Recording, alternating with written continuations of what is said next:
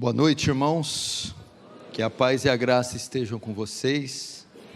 Mais uma vez eu quero dizer que é uma alegria e um privilégio estar aqui com vocês, podendo dividir a palavra de Deus. Sem demora, abra comigo o santo livro em Gênesis capítulo 1, Gênesis 1.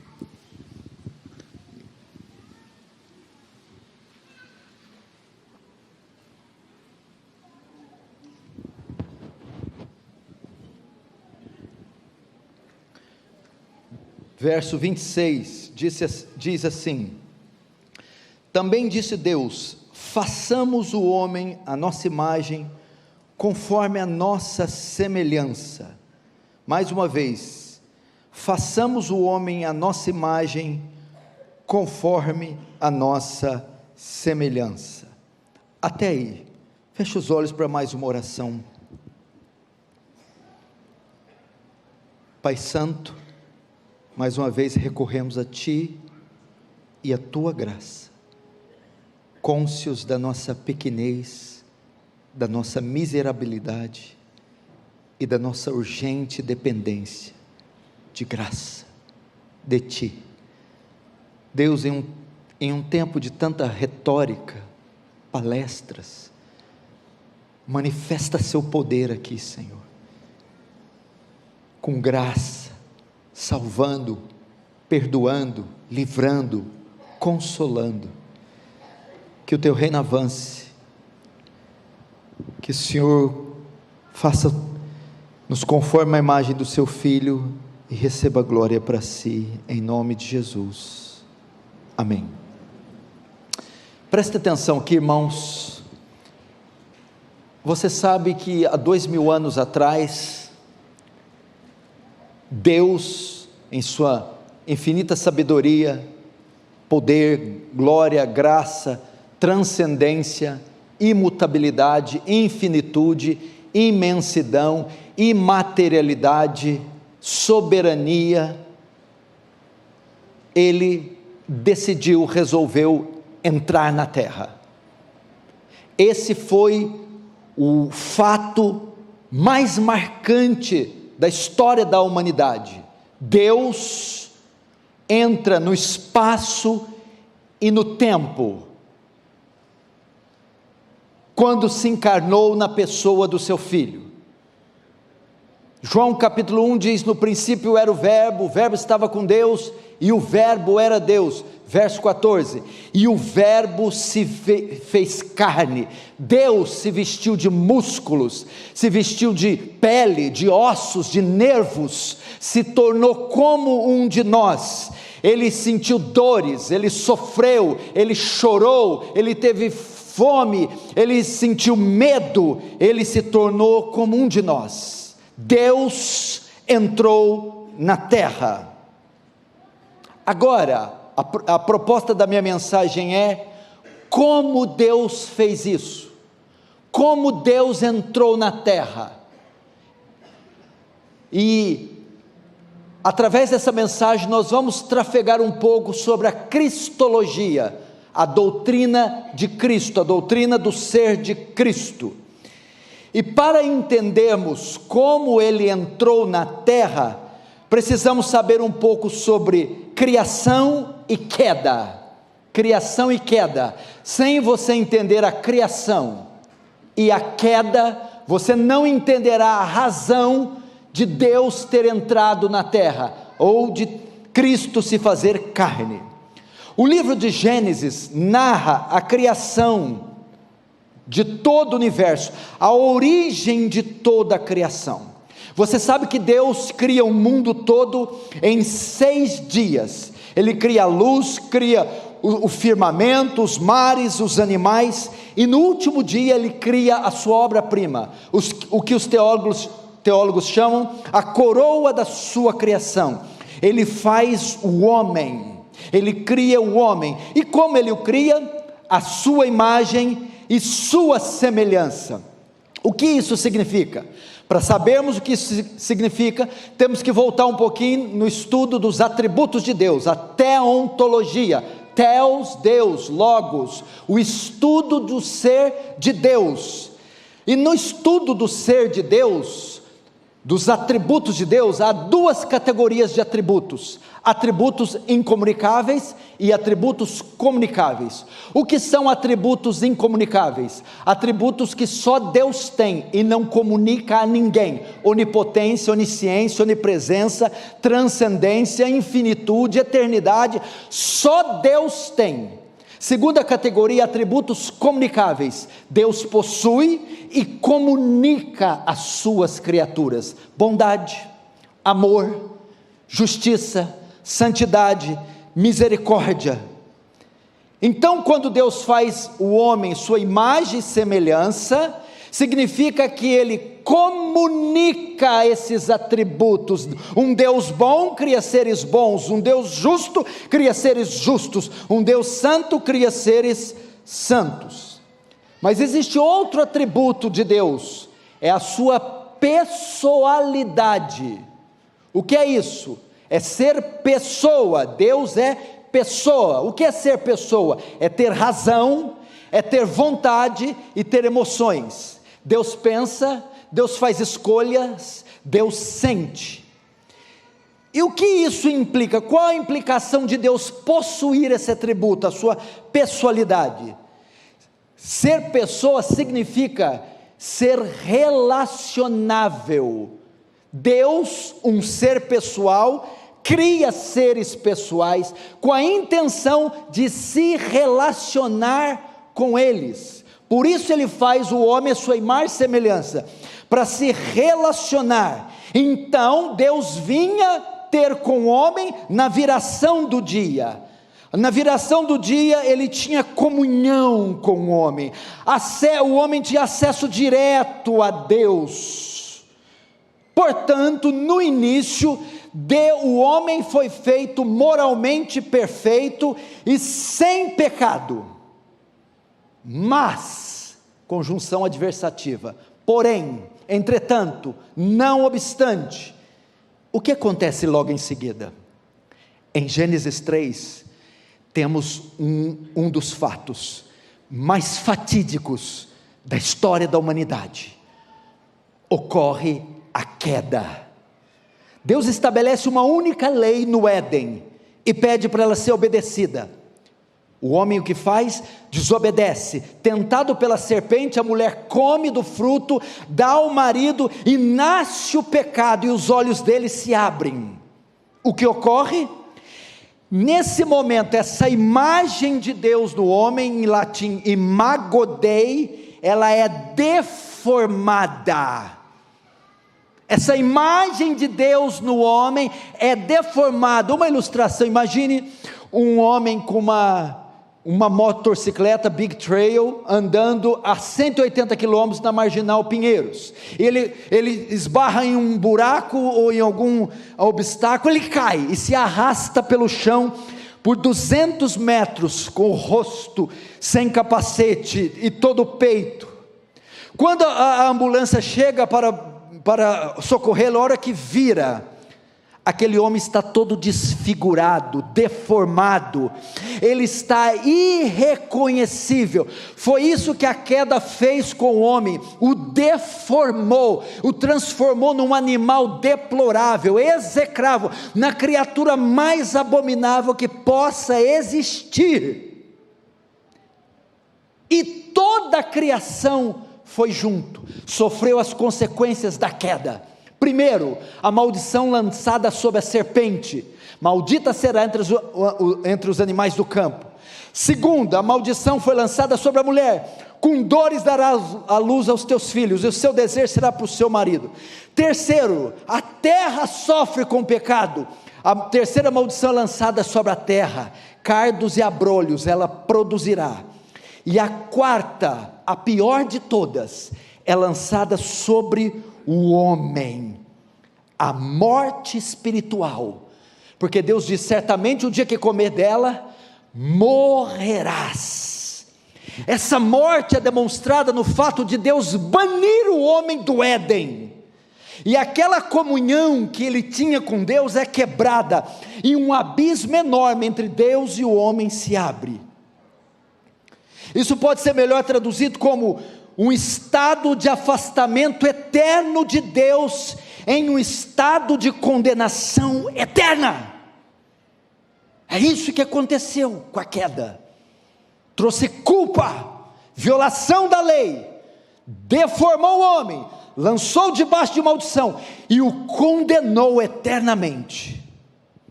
Mas, olha ela aí de novo, a conjunção adversativa. As consequências da queda não se limitaram somente a Adão, mas também toda a sua descendência. Adão foi o nosso cabeça federal, de modo que todos que descendem de Adão, ou todos que descendem do mesmo casal, herdam de Adão o pecado. Entenderam? Por terem Adão e Eva pecado, é como se eles tivessem contraído em si o pecado, e todos então que nascessem de Adão e Eva, também herdariam o pecado seria transmitido para a herança de Adão. Romanos 5,12 diz: portanto, assim como por um só homem entrou o pecado do mundo, e pelo pecado a morte, assim também a morte passou a todos os homens, porque todos pecaram. Essa contaminação e sentença de Adão passou para todos os homens, Romanos 3,23, e todos pecaram e destituídos da glória de Deus estão, e a morte oriunda do pecado de Adão matou todos os homens e os colocou em estado de condenação eterna. Eles estão debaixo do juízo divino. E qual é a forma do juízo? Romanos 6,23, o salário do pecado é a morte. Que morte é essa? Deus então, o justo juiz, cria um local de punição para pecadores, chamado inferno.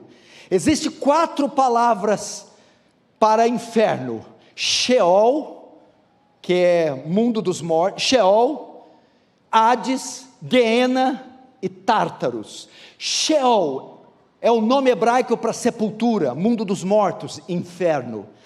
Hades é a transliteração grega do hebraico, Sheol, que quer dizer também sepultura, que quer dizer também inferno, ou estado intermediário onde estão os pecadores que morreram sem Cristo.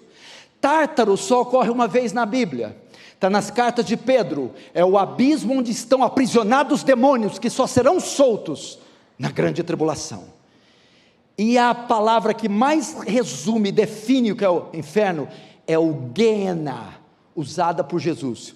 O que é Guiena? É um composto de 2 palavras, Guerinom, vale de Rinom.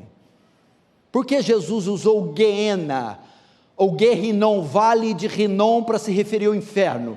No Antigo Testamento, o vale de Rinom era um vale onde o perverso rei Manassés sacrificou seus filhos ao deus pagão Moloque, queimando os vivos. No tempo de Jeremias era chamado Vale da Matança, e na época de Jesus, o Guiena era o lixão da cidade de Jerusalém. Muito lixo era atirado lá. E qual era a forma de acabar com o lixo? Semelhante aos dias de hoje. Tinha que incinerar o lixo, tacar fogo. E o que tinha entre o lixo?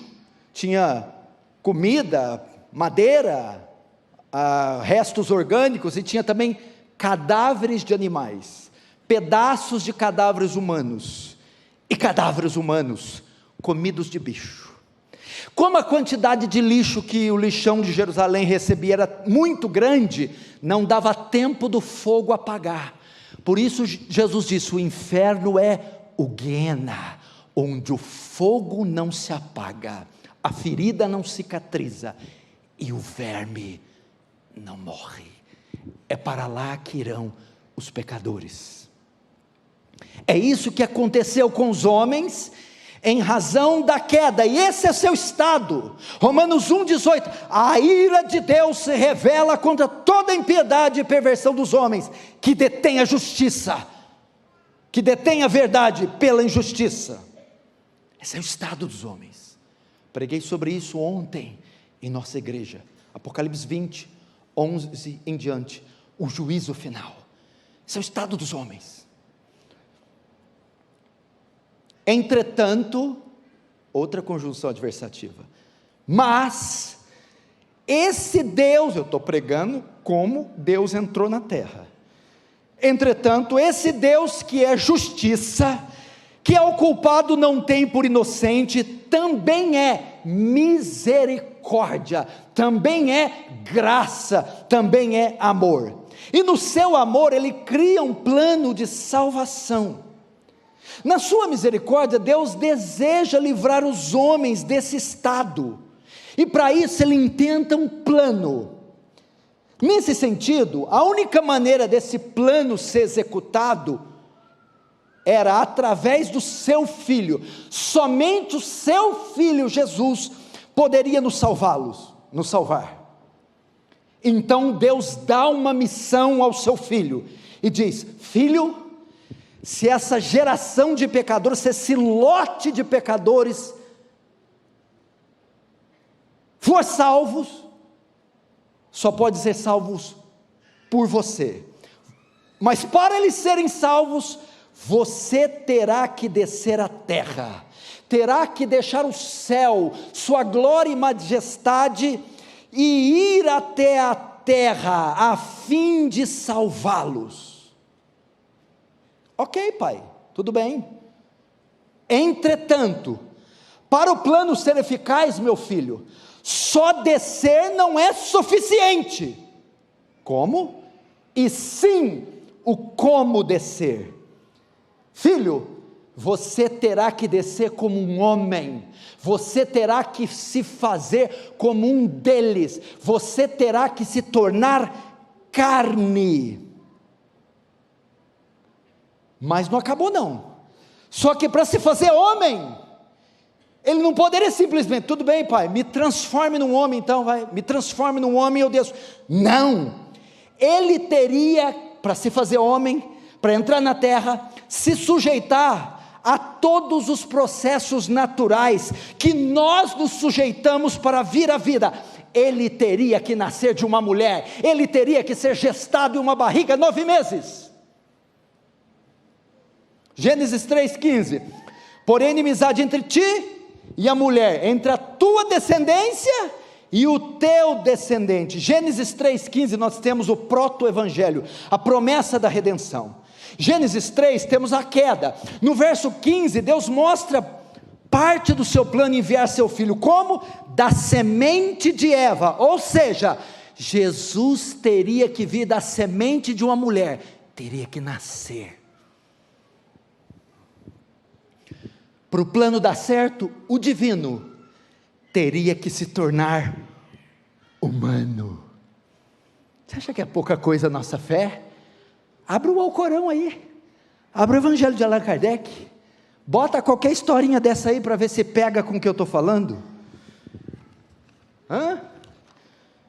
Jesus teria que se tornar humano. Agora, Pedro fala para sabermos responder a razão da nossa fé. Por quê? Que o divino teria que se tornar humano. Por quê? Jesus teria que nascer. Primeiro, para obedecer a Deus de forma representativa. Para que ele obedecesse a Deus no nosso lugar. A obediência representativa. Ele obedece, cumpre a lei, cumpre a justiça de Deus e nos dá ela. Ele nos representa. Ninguém aqui pode cumprir a lei. Ninguém aqui pode, porque a Bíblia diz: quem desprezar um tio ou um jota da lei será chamado mínimo. Jesus vem para obedecer toda a lei, sem transgredir uma vez só. Espera aí, você ainda não está entendendo, né? Vou te explicar por que ele teve que nascer. Veja só, não é inocência que te leva para o céu, não. Se Jesus tivesse só morrido e tirado os seus pecados, no máximo você não poderia ir para o inferno, mas para o céu você não ia entrar, porque inocência não leva para o céu, e sim justiça, mérito. Por que Cristo nasceu? Porque Ele obedece toda a lei, e recebe o mérito por isso, se torna justo, e ao nascer e se fazer carne, pega este mérito e coloca na nossa conta, doutrina da imputação. Na cruz, Jesus imputa a sua justiça, seus méritos em nós. Então eu entro no céu, não com a minha justiça, mas com a justiça de Cristo. Isso só foi possível no seu nascimento, em ser nosso representante. Segundo, por que Jesus teve que nascer? Para ser um sacrifício substitutivo. Escute, se justiça te coloca no céu, pecado te coloca no inferno. Se todos pecarem, o salário do pecado é a morte, todos então teriam que morrer, teriam que ser condenados. Se Cristo não tivesse sido feito homem, Ele não poderia ter morrido em nosso lugar, e assim pagar a penalidade dos nossos pecados. Então o que acontece na cruz? Doutrina da dupla imputação, de modo que enquanto a justiça de Cristo é imputada sobre nós, o nosso pecado é imputado sobre Cristo, e isso só pode ser feito através da sua encarnação. Por isso Ele teve que nascer. 2 Coríntios 5:21, aquele que não conheceu o pecado, Ele o fez pecado por nós. Como estão entendendo, diz amém. Terceiro, por que Cristo teve que nascer? Para ser nosso único mediador entre Deus e os homens. Nós estávamos afastados de Deus, anjos foram colocados com espada de fogo no jardim, fomos banidos, havia um muro entre nós e Deus, um abismo que nos separava de Deus, necessitávamos de alguém que nos ligasse, nos juntasse novamente a Deus, e que nos representasse diante dEle. Mas Ele necessitaria ser, veja só, 1 Timóteo 2,5, porque só há um mediador entre Deus e os homens, Jesus Cristo o homem. E o mediador que nós precisávamos, responsável por fazer essa mediação, tinha que ser homem, e tinha que ser um homem sem pecado, um homem perfeito. Só que um homem perfeito e sem pecado não existe na terra, não há uma categoria assim. Por isso Ele teve que descer do céu e se fazer homem, para fazer a mediação entre nós e Deus, para derrubar o muro que nos separava de Deus. Jesus. Vejamos algumas provas da humanidade de Cristo. É importante a doutrina da humanidade de Cristo, porque alguns hereges do primeiro século negavam a humanidade. Os gnósticos, eles criam no docetismo. Os gnósticos e o primeiro século criam num dualismo grego, que a matéria é má e só o espírito é bom. Se Deus é bom, Deus só tem espírito, Deus não tem corpo, Deus não tem carne, Deus não nasceu, Deus não é homem. Então os gnósticos negavam uma das naturezas, a humana. Só que se eliminarmos uma das duas naturezas, estamos perdidos, porque a expiação do pecado só poderia ser feita por outro homem. Por isso Jesus teve que nascer. Vamos ver algumas provas da humanidade? Rapidamente. Em Lucas 2,7, ele nasceu como qualquer homem nasce. Em João 4,6, ele ficou cansado da viagem, como todos nós. Em João 19,28, teve sede. Sede é um atributo humano. Em Mateus 4,2, teve fome. E agora, o auge, o ápice, o zênite da sua humanidade. A maior prova que Jesus era homem está em Lucas 23:46. Ele morreu. Só homens morrem, Deus não morre. Portanto, foi assim que Deus entrou na terra. Mas não é bem assim não é tão simples assim não. Ele tinha que nascer, mas não podia nascer de qualquer jeito também, não. Primeiro, ele tinha que descer do céu. Segundo, tinha que se fazer homem. Terceiro, tinha que se fazer homem da forma que qualquer homem nasce. E 4, esse nascimento não podia ser como o nosso, tinha que ser um nascimento virginal, Outra doutrina que não podemos esquecer, que começou a ser atacada de novo.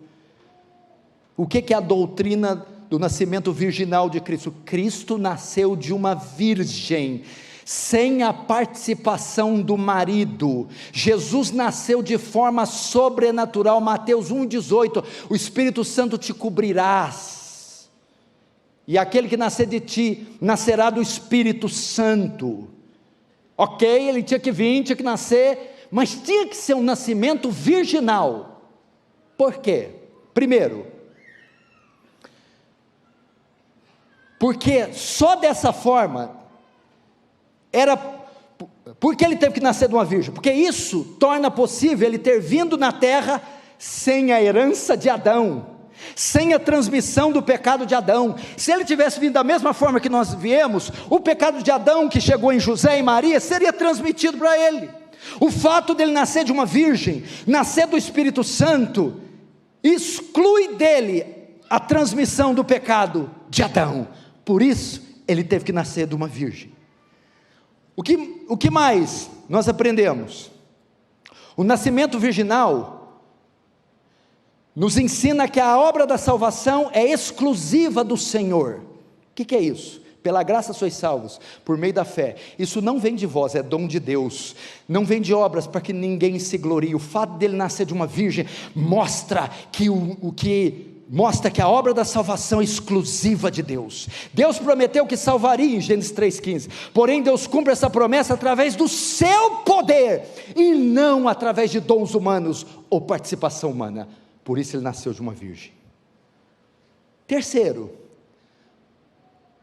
o nascimento virginal, porque ele nasceu de uma virgem, foi a única forma de ocorrer a união das duas naturezas, a união da divindade com a humanidade em uma só pessoa. Isto é Cristo. Ser Cristo é isso. Cristo não é só Deus, e Cristo não é só homem. Cristo é Deus e homem na mesma pessoa. Para vir na terra, ele tinha que se tornar homem sem deixar de ser Deus. Cristo já era divino, agora precisava ser humano sem deixar de ser divino. E como isso foi possível? Através do nascimento virginal.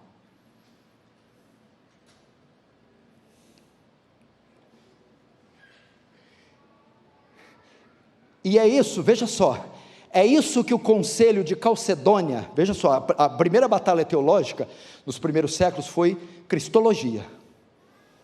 Calcedônia resolve isso no século IV a.C., na chamada união hipostática. O que é isso? As duas naturezas, 100% humana e 100% divina, coexistem juntas, na mesma pessoa, sem se misturar. União hipostática.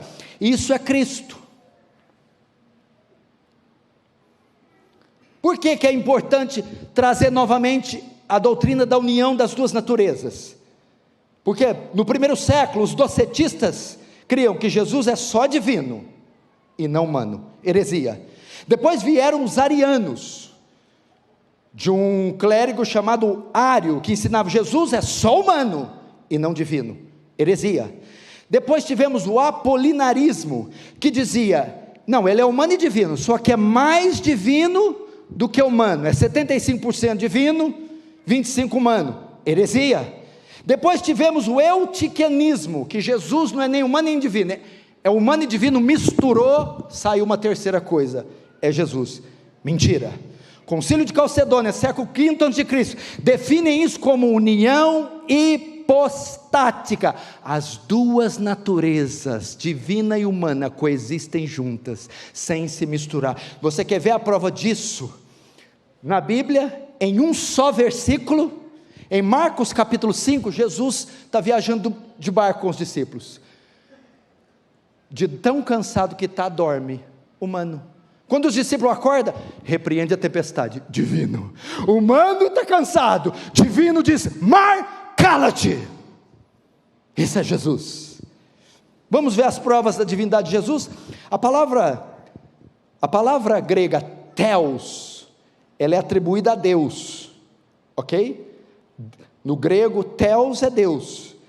Mas em João 1:3, a palavra Theos, que é uma palavra atribuída só a Deus, também é atribuída a Cristo. No princípio era o verbo estava com Deus, e o verbo era Theos, Deus. A outra palavra que se usa no grego para se referir a Deus é Kyrios, que é Senhor. Essa palavra também é atribuída a Cristo. Lucas 2:11, pois na cidade de Davi vos nasceu hoje o Salvador, que é Cristo, o Kyrios, Senhor. Jesus é Deus. Agora, você tem que saber responder a razão da sua fé. Por que Jesus também, por que era necessária a divindade de Cristo? Veja só, porque só a humanidade não era suficiente. Só alguém que fosse um Deus infinito poderia arcar com a penalidade de todos os pecadores, de todos os que crescem. Só um Deus poderia fazer isso. Um homem não podia pagar essa penalidade. Naquela cruz, a ira de Deus foi despejada sobre Jesus, e um homem só não suportaria receber toda a ira e ressuscitar no terceiro dia. Por isso, aquele que morreu na cruz foi homem, mas também foi Deus, porque ele, como homem, morreu, como Deus, ressuscitou no terceiro dia. Por que era necessária a divindade de Cristo? Porque em Jonas 2:9 diz que a salvação vem de Deus, só Deus pode salvar, por isso Cristo era Deus. Estou terminando já. Não fique nervoso e não olhe no relógio. Mas não teve só isso não. Ele teve que, para salvar, ele teve que descer do céu. Para salvar, ele teve que descer do céu e se fazer homem. Para salvar, teve que descer do céu e se fazer homem, mas dos meios naturais como o homem vem. Para salvar ele teve que descer do céu, se fazer homem, pelos meios naturais, mas nascer de uma virgem. Para salvar ele tinha que descer do céu, se fazer homem, nascer de uma forma natural, de uma virgem, sem deixar de ser Deus. Mas tem outra coisa também, o fator tempo. Ele não podia descer a hora que ele queria não.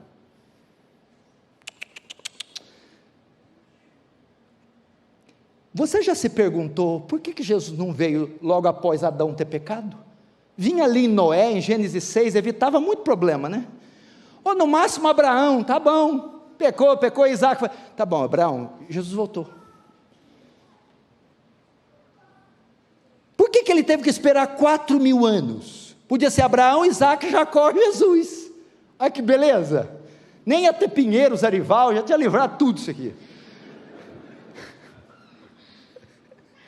Porque ele demorou 4.000 anos, escute isso aqui, por que demoraram 4.000 anos para o verbo se fazer carne? Por que ele não nasceu semana passada? Por que não foi um século após a queda? Por que não foi 1.000 anos atrás em vez de 2.000? Por que não foi daqui 500? Presta atenção, Gálatas 4:4 responde: vindo porém a plenitude do tempo, Deus enviou seu Filho, nascido de mulher, nascido sobre a lei, para resgatar os que estavam sobre a lei, a fim de que recebêssemos a adoção de filho. Vindo porém a plenitude do tempo, esse texto mostra que Cristo veio ao mundo, que ele se encarnou no tempo exato, não poderia ser nem antes e nem depois de 2.000 anos atrás, ele veio no tempo exato. O que é isso? Presta atenção, Deus, ao longo das eras, preparou um tempo e um ambiente propício para o seu nascimento, de modo que a salvação se expandisse e favorecesse todo mundo. No primeiro século, quando Jesus nasceu, a Palestina já havia sido formada. Ok? O que quer dizer isso? A Palestina ligava o Ocidente do Oriente, e todo mundo que ia para o Ocidente, passava pela Palestina. Era o local onde todo mundo tinha que trafegar, de modo que Jesus ter nascido ali, favorecia a salvação, tanto dos judeus, quanto dos gentios que passavam por lá. Então a questão geográfica, Jesus tinha que nascer ali onde ele nasceu, na bacia do Mediterrâneo, porque todo mundo antigo se concentrava ali e passava por ali. Então, para propiciar a salvação para todo mundo, Deus esperou aquele local ser formado e Jesus nascer lá. Segundo, a questão linguística. Deus estava esperando uma língua universal. Não tinha. Deus esperou o quê?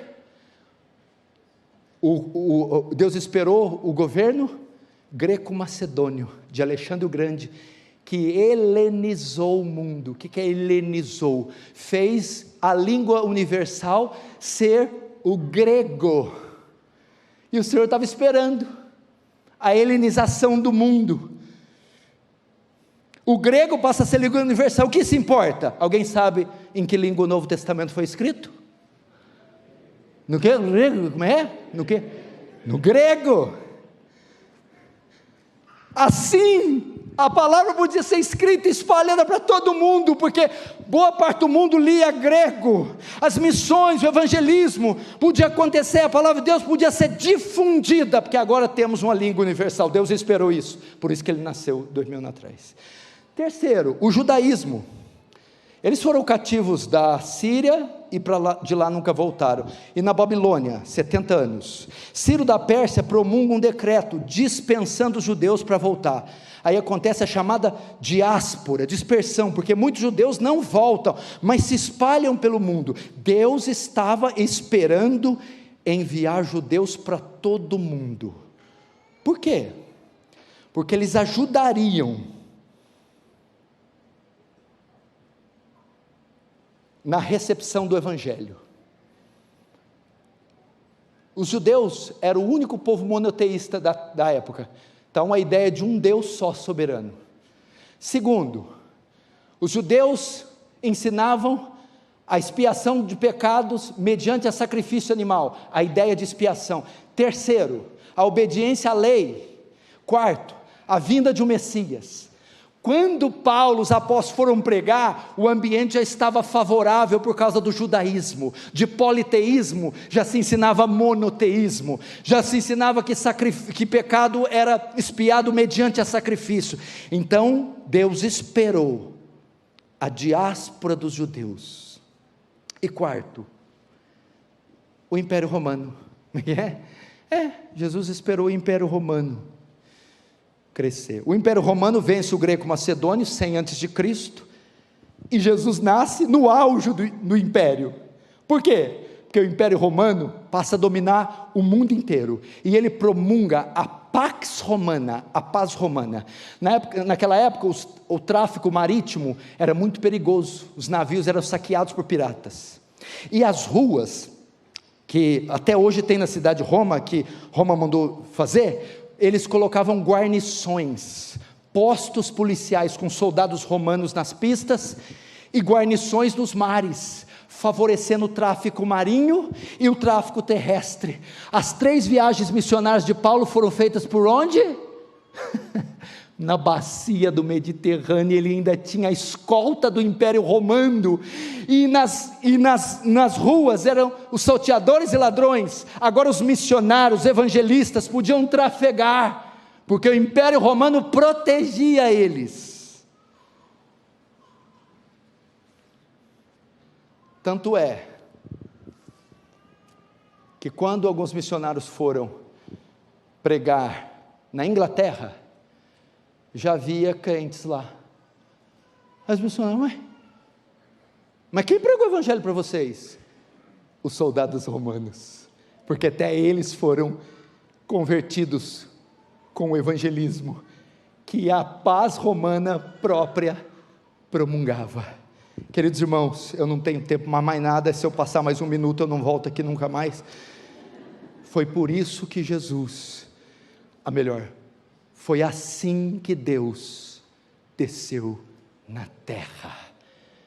Esse foi o plano, foi por todos esses processos maravilhosos, e eu poderia terminar. Ele fez tudo isso baseado em João 3,16, vamos falar? Porque Deus amou,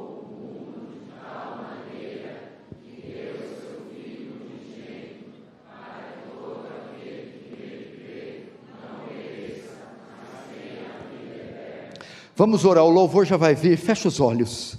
Querido Deus, obrigado por ter descido, obrigado por ter se sujeitado à encarnação, à morte, todas essas coisas, se fazer pecado e maldição, e aqui estamos hoje, por causa dessa obra espantosa. Que seu nome seja louvado, Senhor, seja exaltado, engrandecido, que nós venhamos nos curvar diante de tão maravilhosa obra, que os seus filhos passem a ter um apreço ainda mais elevado por Ti, no nome do Senhor Jesus, amém. Irmãos, eu trouxe alguns livros, eu vou estar aqui embaixo, se tiver um pouquinho de paciência, eu assino para você lá. Não pede para tirar foto não, irmãos, porque além de demorar muito, pastor popstar, essa é bobagem. Se eu mostrasse meus pecados, você ia sair correndo de mim, tá? Deus te abençoe.